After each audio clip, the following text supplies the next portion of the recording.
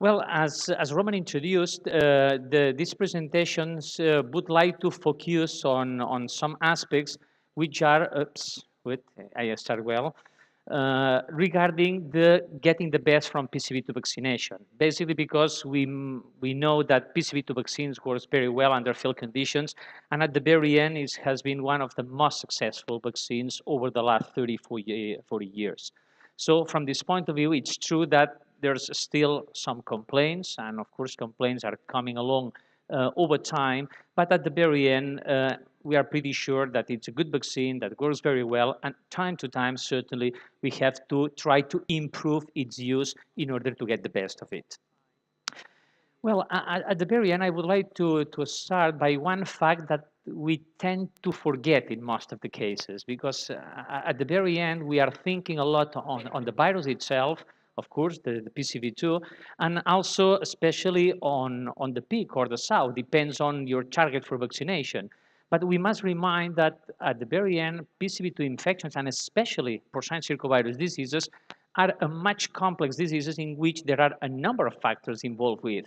Of course, not just the virus, but there are some risk factors that may trigger the disease. Of course, the management that people do in the farms is important, the facilities, the laboratory techniques that we are using as well, because if you look at the long story already of PCV2, we are talking about more than 20 years, the way of diagnosing the disease caused by PCV2 are sometimes not very well, let's say, homogenized. And sometimes, oh no, I'm using PCR for diagnosing, or I'm using serology, or I'm using histopathology, etc. So time to time, we shoot back to the basics and to look for which are the most interesting things, are the more focused things in order to get the right diagnosis. So with that, I just want to summarize that porcine circovirus disease are still, even today with the existence of vaccine, a multifactorial disease, right? Well, I would like to try to focus in several slides here about the integral control of PCV2, what I understand as integral control of the disease. In fact, of course, I'm considering here the gilts, the sows, of course, the piglets after farrowing, the nursery pigs, the fatteners, and why not the boar? So I'm considering the whole farm. Take attention on those images. They will get smaller. Let me see if you can. Can you see it? It's a big eye effect. Did you? Yes, good. So this image will go smaller and smaller. It's shrunken over each slide, you will see. Anyway, why? Because at the very end here, I just asking key questions regarding each of the collectives we are talking about. When we are talking about guilds, we may be interested in knowing the infectious status or the immunology uniformity. When we are talking about the sows, certainly we are talking about the same questions, and why not might be about clinical disease? We know that there's a reproductive side of PCV2 infections. When we are talking about the boar, we may think about the infectious status, the immunological uniformity, and especially in the eventuality of affecting the semen quality. Well, and regarding the nursery and especially the fatteners, the major questions to be performed is probably related with the maternal immunity. Is maternal-derived immunity present there? Even to quantify these levels of maternal immunity, but importantly, which is the duration, potential interference with vaccine uptake, and again, the infectious status and clinical disease, because when talking about porcine circovirus systemic disease or PMWS, at the very end, the real damaged animals are those weaned pigs or fatteners, right? Well, look at the slide again. Oops, excuse me, infectious status and clinical disease, the same for the fatteners. And the point here is, might be PCV2 infection takes place here. Is it a matter of the gilts bringing the virus? The virus is already there in the farrowing crates, or is something that it's being widespread in the nurseries or in the fatteners? Regarding the boar, we know that boars can be infected. However, we know that transmission of PCV2 by means of semen is extremely, extremely difficult, if not negligible. We know that the PCV2 can be, of course, present in the semen. However, the amount present in the semen, in general terms, is not enough to cause infections in sows. So from this point of view, it looks like that the final amount of PCV2 present in semen under natural conditions is not enough to trigger infection in sows and potential reproductive disease. Therefore, we will not consider boars in the whole story, probably, mostly. Well, these get shrunken, as you can see here. So those are the major questions that we would like to answer. And of course, we have different tools for answering those questions, mainly related to the infectious status. We can test it by PCR at the very end. With PCR, we will know if DNA of the virus is present there in whatever sample. It's true that serum samples are the most used one or most widely used ones. Of course, we might be interested in knowing the infection dynamics. Then we can use ELISA techniques or whatever serological technique. That's not a problem for that. And for the immunological uniformity, of course, techniques like ELISA are much more adequate because it tells you how the population behaves from this point of view. So it could be really interesting. And important as well, especially in the most sensitive groups, is there any clinics or pathology associated with PCV2 infection? Could be on the reproductive side, could be on the systemic disease. Does it affect the semen, the infection by PCV2? Well, in fact, we know nowadays, at least most of the studies that have been published so far, even PCV2 infected boars, they have normal semen. And apparently is not modified, not jeopardized by the presence of the infection, right? Look, this approach, this, let's say, complicated approach in the sense that we are looking at all the stages that we have in the farm is what we call the diagnostic component of the PCV2 infections. Let's go a little bit further. Again, smaller in the slide. But of course, what we are really interested in this context is how to alleviate, how to ameliorate, how to control, how to prevent the problems that you may have in your farm. So from this point of view, in spite that vaccine is the first thing that it comes to our mind, remember that we are talking about a multifactorial disease. And as a multifactorial disease, of course, there are other issues that must take into account, and we should not forget in any case. Genetics matters. You perfectly know, at the time when no vaccines were available, genetics or the change in genetics was one of the major issues that people used in order to control or try to prevent the impact of the PCVDs. But management, the famous 20-point plan from MADEC, it looks like that nowadays has been forgotten. The 20-point plan of MADEC is still absolutely enforced, not just for PCVD, for whatever kind of disease. So management is key in all cases. And of course, remember co-infections. Co-infections might worsen in a very clear-cut way the final outcome of PCV2 infections. So if you are controlling under that scenario, of course, we may vaccinate piglets. Vaccination of nursery pigs is probably the most wide practice. We may vaccinate gilts. In fact, this is quite a current practice in a number of countries. We may vaccinate sows. In some countries, we have started vaccinating sows, really. One may say, do we have to vaccinate boars? Well, at least in our experience, and even after performing a little study on boars, well, at the very end is a kind of animal that can shed virus, so they can propagate the viral infection. Not by semen as the most important way of propagating, but in a horizontal way, of course, it may happen.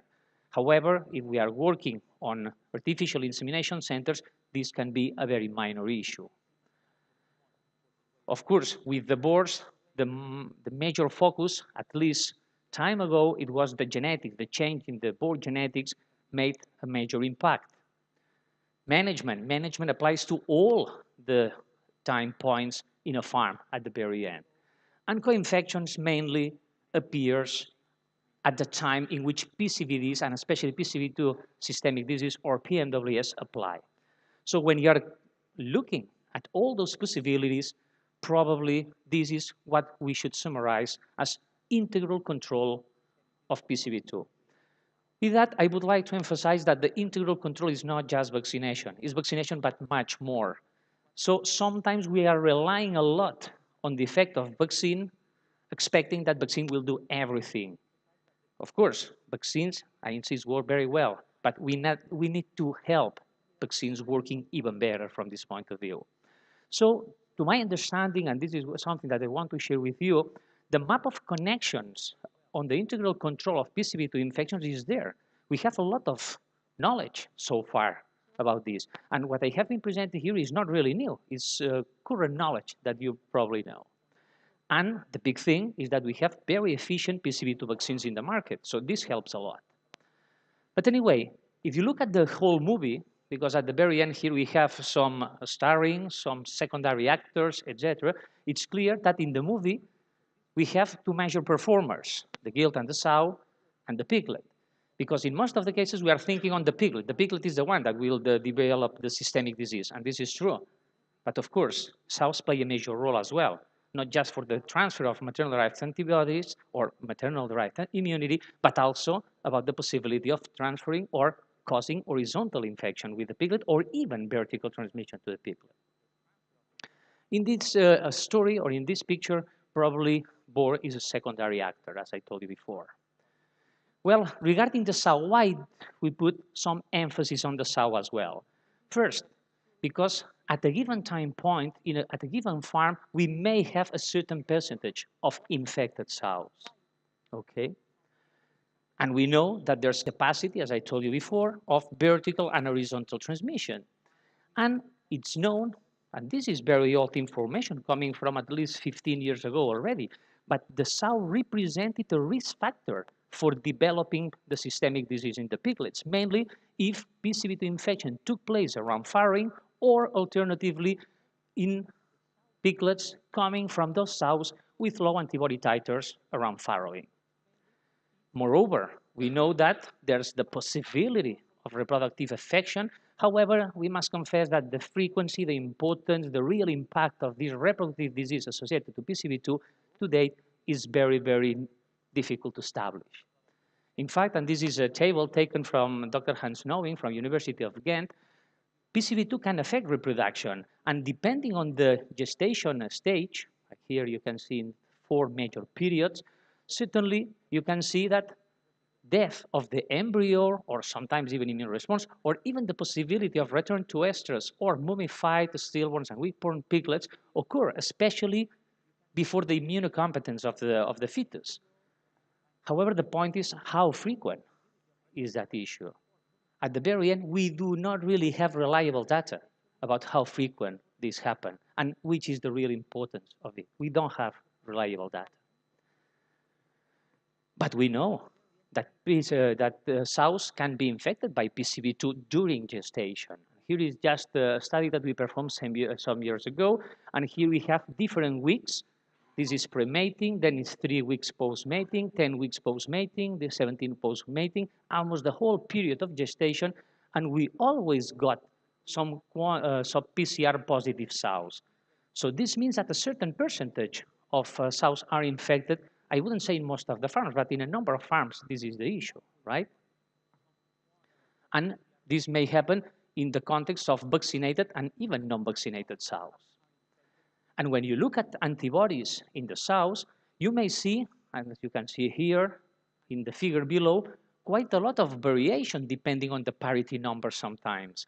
So this means that we have animals that, based on ELISA values, we should consider them as negative, while others are positives, and sometimes even others with high antibody levels. So this means that we have quite a variation in terms of antibody levels in sows. And of course, this reminds to other type of infections in which we are talking or we're using the wording subpopulations. We have subpopulations of animals which, at least from an immunological point of view, they are differentiated in the sense that is it possible that some group of animals are supporting easily the possibility of recirculating the virus in there? Well, this is an interesting issue to take into account. The second performer in the movie, PCV-2, well, we know that even in lactation, we can find a percentage of positive animals. I mean, viremic animals. This percentage is very variable. Some farms in which it's hardly possible to detect any, in others, the percentage could not be that low.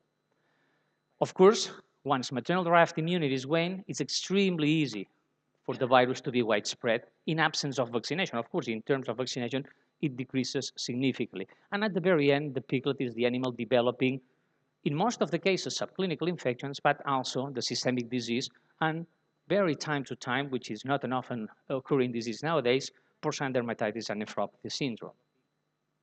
Well, when you look at the percentage of infected piglets, and this is a rather older slide already, but anyway, for example, in the case of Spain, we found almost no positive pigs at early ages. But at the same time, we conducted another study together with some Danish colleagues.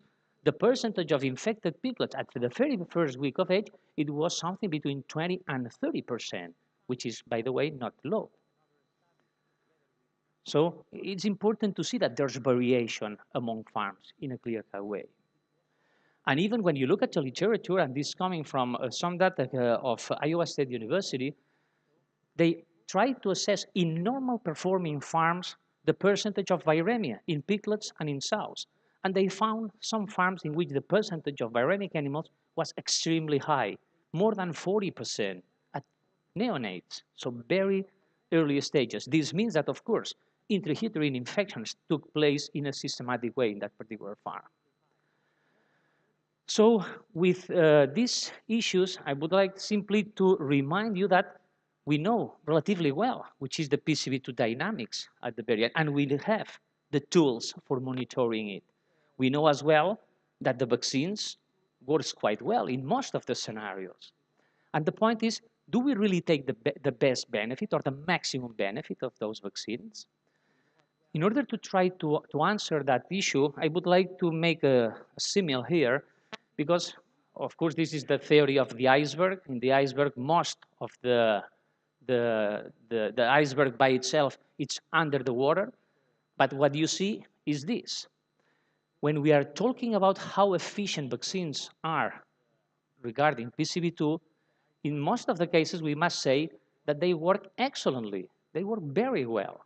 However, we are only complaining about those that they don't work, or simply they are not giving the expected result that, of course, we were waiting for.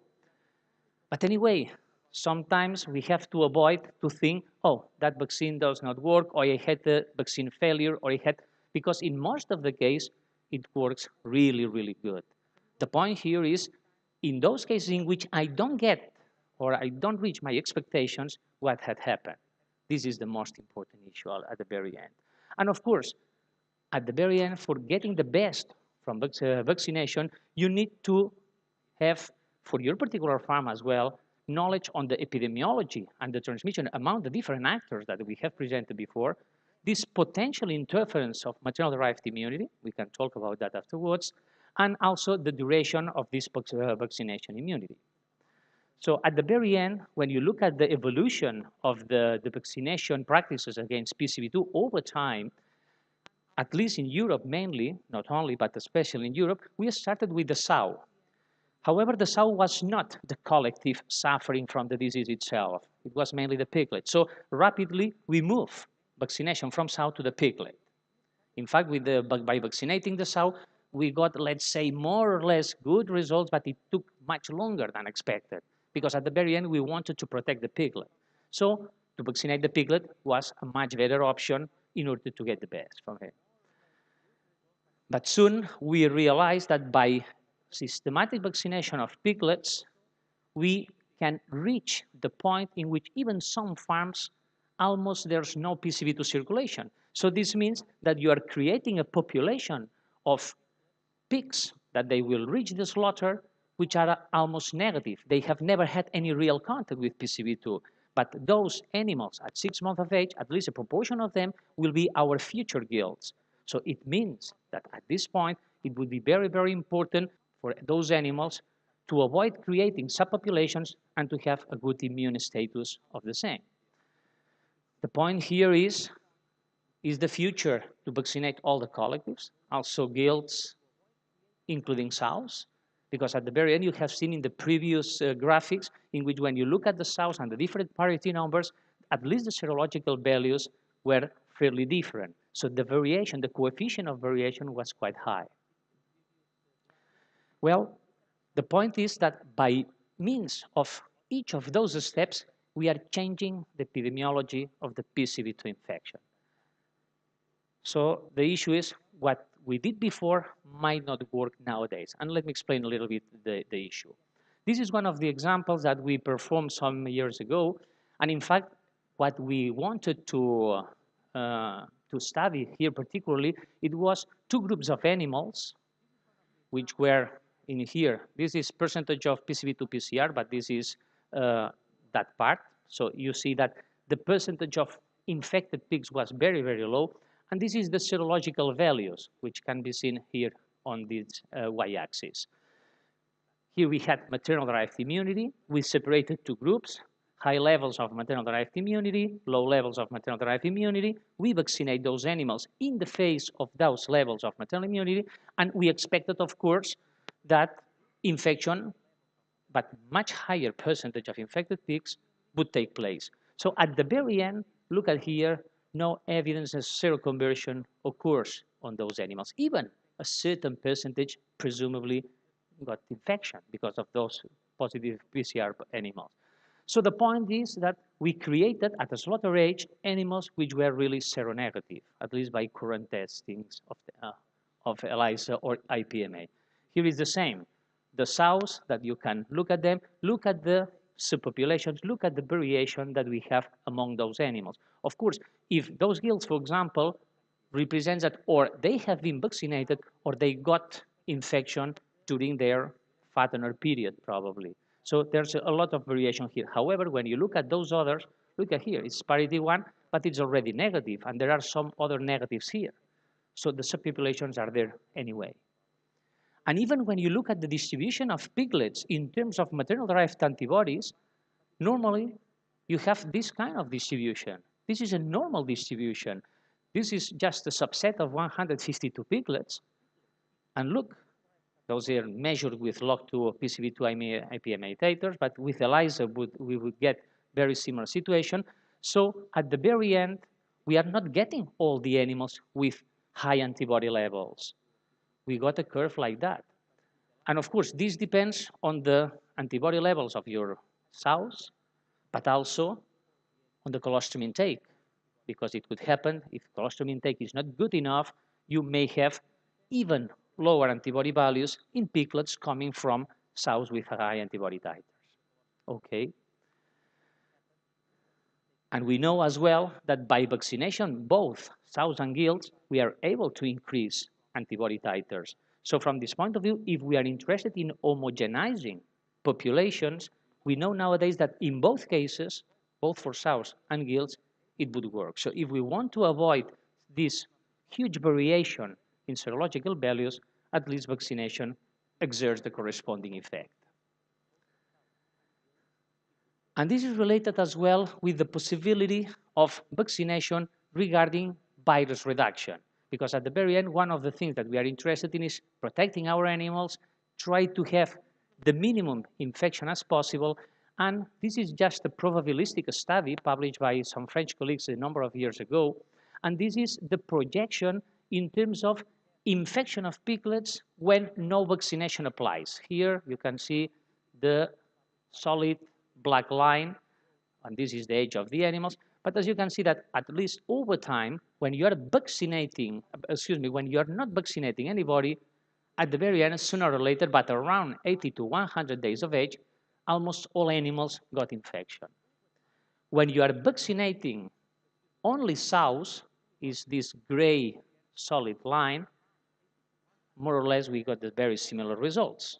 Might be a lower percentage, but practically 100% of the animals got infection.